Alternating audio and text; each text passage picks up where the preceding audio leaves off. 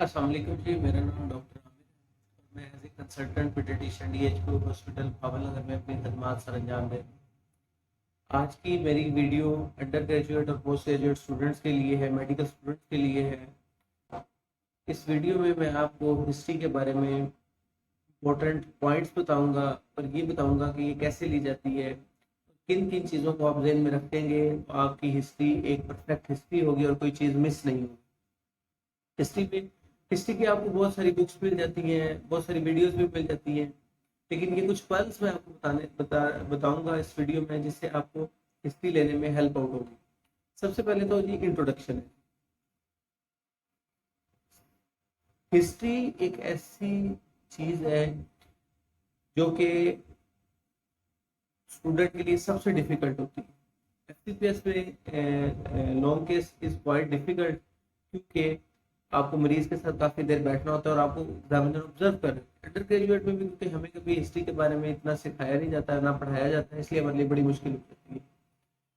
और ये हमें हेल्प आउट करती है मरीज के डायग्नोसिस तक पहुंचने के लिए। क्लिनिकली जब आप क्लिनिकल प्रैक्टिस में आते हैं तो आपको हिस्ट्री ही पे बेस करके आप अपना डायग्नोसिस बनाते हैं, डिफरेंशियल डायग्नोसिस। सबसे पहले जी इंट्रोडक्शन। इंट्रोडक्शन में आपने पेशेंट का नेम, एज, जेंडर, रेजिडेंस और मैरिटल स्टेटस वगैरह पूछ लेना है। अगर छोटे बच्चे हैं तो गार्डियन का नाम, क्या आपको हिस्ट्री कौन दे रहा है, हिस्ट्री कौन आपको बता रहा है बच्चों के बारे में। फिर आ जाती है जी प्रेजेंटिंग कंप्लेन। प्रेजेंटिंग कंप्लेन वो कंप्लेन होती है push the patient to the hospital. For example, जैसे एक बच्चे को बुखार है, एक आदमी को बुखार है, लेकिन वो तीन तीन चार दिन से वो अपना मेडिसिन वगैरह ले रहा है, लेकिन वो अस्पताल नहीं है। लेकिन अब उसको सांस में दुश्वारी शुरू हुई, तो सांस में दुश्वारी की वजह से वो अस्पताल आया है। तो ये जो ब्रेथलेसनेस है, ये शॉर्टनेस ऑफ ब्रेथ है, that is your presenting complain. आप फीवर को इसकी एसोसिएशन में डाल सकते हैं। ठीक, तो प्रेजेंटिंग कंप्लेन आपकी वाज़ेह हो जानी चाहिए कि आपके पास मरीज किस मसले से आए। प्रेजेंटिंग कंप्लेन कोशिश करें एक या दो या मैक्सिमम तीन रखें, इससे ज्यादा ना। तो फायदा ये होता है कि अगर ज्यादा प्रेजेंटिंग कंप्लेन होगी तो आपको सारी प्रेजेंटिंग कंप्लेन को एक्सप्लेन करना पड़ेगा, तो बड़ा डिफिकल्ट हो जाएगा, बड़ा मुश्किल हो जाएगा। ठीक। और तीसरी एक अहम बात है प्रेजेंटिंग कंप्लेन के बारे में कि आपकी प्रेजेंटिंग कंप्लेन वाज़ेह हो जानी चाहिए, क्रिस्टल क्लियर होनी चाहिए। जैसे एक मरीज है, हो सकता है वो क्रोनिक रीनल फेलियर का पेशेंट है और अब वो टीबी के साथ आ गए, तो आप मरीज से ये क्रिस्टल क्लियर कर लें कि आपको कोई गुर्दे, जिगर, फेफड़े, दिमाग या दिल की कोई पुरानी बीमारी तो नहीं। अगर वो कहते हैं कि नहीं, तो फिर आपकी प्रेजेंटिंग कंप्लेन बात होगी कि ये मसला पिछले मसले से जुड़ा हुआ नहीं है, ये अलग मसला है, वो अलग मसला था। ठीक। तो आज हम जो मैं आपको हिस्ट्री टेकिंग के बारे में बता रहा हूँ, वो उसका जो प्रोटोटाइप केस है वो है नेफ्रोटिक सिंड्रोम। नेफ्रोटिक सिंड्रोम में मरीज या तो वो क्रोनिक होगा या वो पहली दफा प्रेजेंट किया होगा। क्रोनिक केस होगा, उसमें ये होगा कि आपने अब आपकी जो प्रेजेंटिंग कंप्लेन होगी वो भी आपने वाज़ेह करना है कि उसका डायग्नोसिस क्या था। फॉर एग्जांपल, एक मरीज है जो कि 2-3 साल से उसको नेफ्रोटिक सिंड्रोम का मसला चल रहा है, अब वो अब्डोमिनल डिस्टेंशन और अब्डोमिनल पेन के साथ आ गया। तो आपने ये वाज़ेह करना है कि आपका प्रेजेंटिंग डायग्नोसिस क्या था।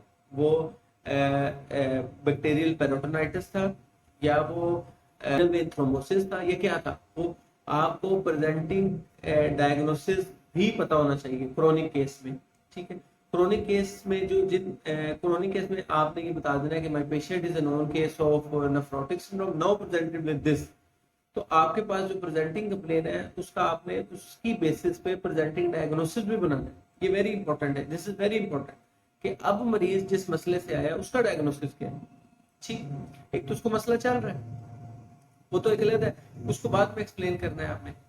जो आसान है वो है कि आपके पास फर्स्ट टाइम प्रेजेंट करके, पहले हम फर्स्ट टाइम प्रेजेंटेशन की कर लेंगे, फिर हम क्रोनिक वाले की कर लेंगे।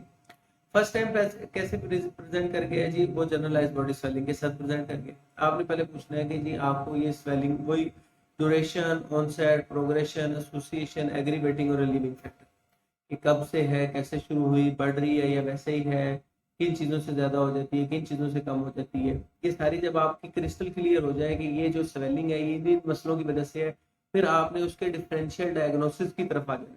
कि इस प्रेजेंटिंग कंप्लेन में डिफरेंशियल डायग्नोसिस क्या हो सकते हैं। आपका CND हो सकता है, CCF हो सकता है, नेफ्रिटिक सिंड्रोम हो सकता है, कोई विस्टिंग बाइट हो सकती है, कोई ड्रग्स की वजह से हो सकती है। तो अपनी सारी चीजें पूछ लेंगे। कोई दवाइयां तो नहीं इस्तेमाल करते रहे आप, आंखों का रंग पीला या खून की उल्टी या पेट की फुलावट वगैरह तो नहीं हुई, और पेशाब में खून तो नहीं आया, और चौथे नंबर पर सांस लेने में दुश्वारी तो नहीं हुई, ये स्वेलिंग जो है ये पैरों से तो नहीं शुरू हुई, सांस लेने में चलने में दुश्वारी तो नहीं होती। तो ये आपके आ जाते हैं कि differential diagnosis on the basis of your history. पहले आपने प्रेजेंटिंग कंप्लेंट को एक्सप्लेन किया, फिर आपने उसके डिफरेंशियल डायग्नोसिस की। डिफरेंशियल डायग्नोसिस रूल आउट करने के बाद आपने इस चीज की हिस्ट्री लेनी है कि what is happening to the patient when the patient is away from you.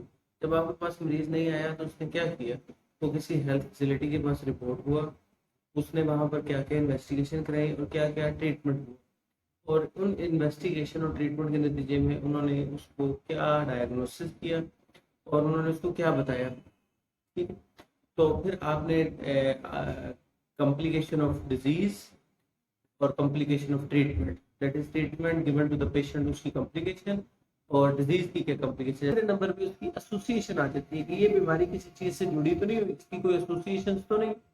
अपने एसोसिएशन को भी डिस्कस करते हैं। एसोसिएशन को डिस्कस करने के बाद आपकी प्रेजेंटिंग कंप्लेंट की हिस्ट्री कंप्लीट हो जाती है। अगर तो वो क्रोनिक केस है तो आपने फिर पूछना उससे ये कि ये तशखीस इसकी कब हुई थी, उस वक्त क्या अलामत आई। ठीक है, अगर तो आपकी प्रेजेंटिंग कंप्लेन भी वही है जनरलाइज बॉडी स्वेलिंग के साथ, तो उस वक्त डिफरेंशियल डायग्नोसिस रूल आउट करने की कोई जरूरत नहीं।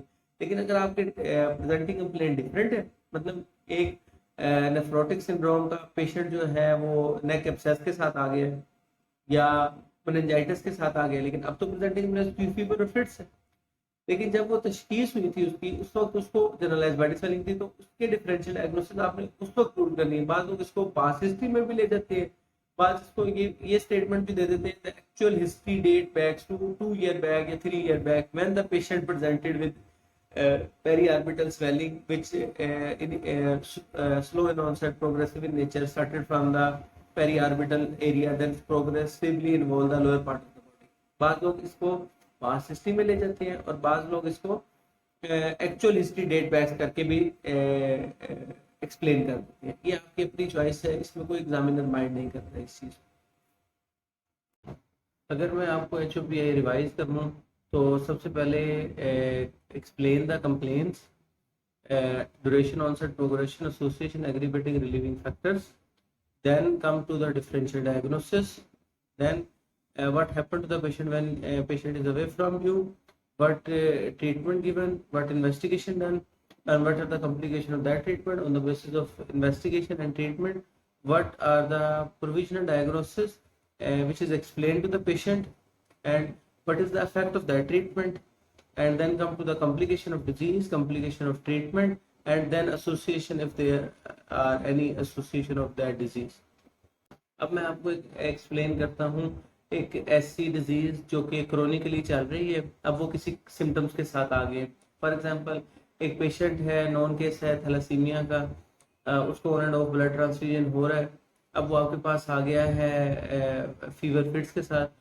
तो फीवर फिट्स की एसोसिएशन थैलेसीमिया के साथ ये है कि अगर उसकी स्प्लीनेक्टमी हो जाए तो उसमें चांसेस ज़्यादा हो जाते हैं सेप्सिस के, तो एक ये हो सकता है, और दूसरे नंबर पे मेनिंजाइटिस वैसे भी थैलेसीमिया वाले मरीज को हो सकता है, तो दूसरी ये एक एक्सप्लेनेशन हो जाती है। पहले आपने इसको फीवर फिट्स को एक्सप्लेन कर लेना है, इसके ऊपर सारा duration, onset, progression, association, aggravating, relieving factor करके इसके डिफरेंशियल डायग्नोसिस करके इसमें मेनिंजाइटिस, सेरेब्रल मलेरिया, एसिप्लिनिक सेप्सिस और एनसेफलाइटिस, ये सारी चीज डिफरेंशियल डायग्नोसिस आपके फीवर फिट्स के साथ आ जाएगी।